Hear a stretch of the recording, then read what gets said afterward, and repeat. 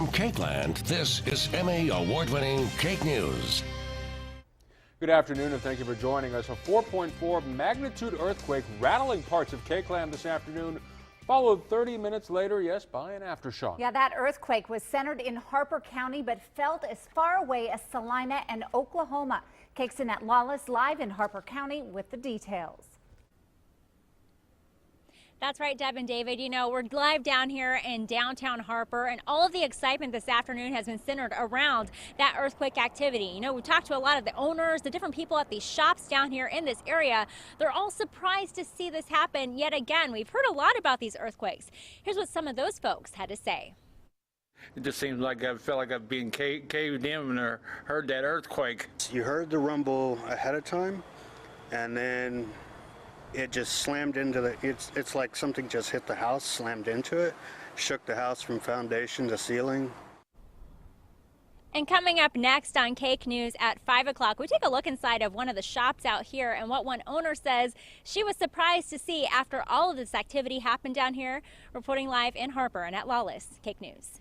All right, and people are sharing their earthquake stories on our Facebook page. From Harper, David L. Slaughter posted, "This lasted about 5 seconds, time enough to shake the whole house and knock stuff off the shelves."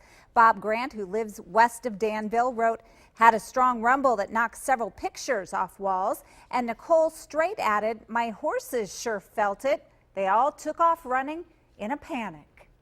Accurate weather forecast to help you plan your day. Cake First Alert.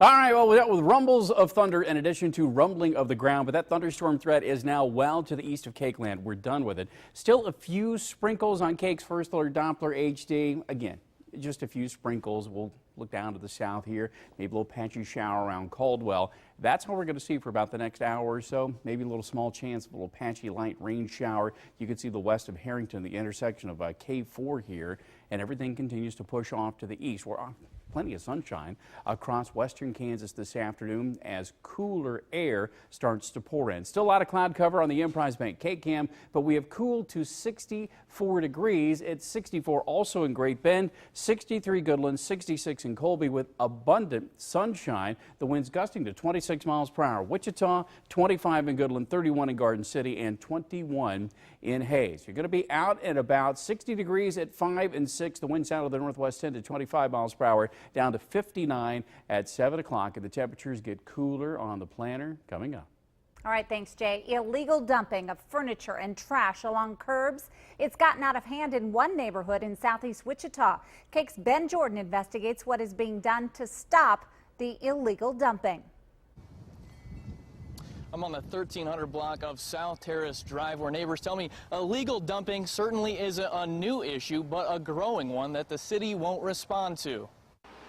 This pile of a dozen mattresses and couches is sitting in front of a vacant lot right off Terrace Drive. Tom Vogt lives next door and just wants the mess removed. I just know it's something that needs to be changed, you know, because you wake up and look outside and this is the first thing you see in the morning and you wonder how big it got the night before. Folks caught several trucks loaded with mattresses pulling up to add to the pile. In broad daylight, they just pull up and start to unload, and I come out of my house and say, hey, you can't dump here, you know, that's illegal. Illegal dumping and trash in the streets is an issue that stretches for blocks. Some neighbors have become so fed up that they try to take care of it themselves, but... Well, we try to keep it picked up, but other people keep dumping other stuff on top of other stuff, especially mattresses and box springs, and we can't keep up with all of it. Vogt says he's made several calls to the city over the past month to see what can be done. He was told they'd send inspectors, but says nothing has changed. I think if this was happening in a more affluent neighborhood, something would be done right away. It just makes me feel like, you know, they don't care about us out here. City to see what can be done on both public and private lots. Their response coming up at 6 in southeast Wichita. Ben Jordan, Cake News. Okay, Ben, thank you.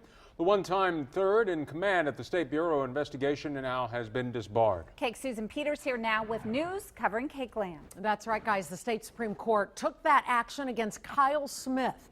A staff member caught Smith last November, if you'll recall, with a teenage porn photo on his email account.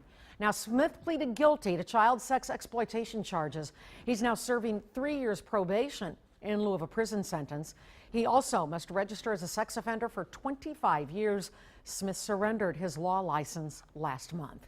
Former Cali College president Clark Williams, who resigned under pressure in April, could receive more than $200,000 under his separation agreement. The agreement prohibits Williams from suing the college or competing against it. Williams resigned, if you remember, after only 9 months on the job, and ended the men's and women's soccer programs, and he fired the men's basketball coach. Those are decisions that were reversed after his resignation. Some sad news now. A familiar voice on the radio in Abilene is killed in a car crash. Gary Hauser, an announcer at AM 1560 in Abilene, died after his vehicle went into a ditch and rolled multiple times. The Dickinson County Sheriff's Office says it doesn't know why Hauser drifted into the ditch. He was not wearing a seatbelt. Hauser had been on the air in Abilene since 1963. And remember, we're covering it Cakeland 24/7 on our web channel, cake.com. The man who is hospitalized in Dallas after bringing the Ebola virus into the United States now faces charges back home in Liberia. Thomas Duncan is believed to have lied to authorities about coming into contact with people infected with Ebola. The bottom line here is that we remain confident that we can contain any spread of Ebola within the United States.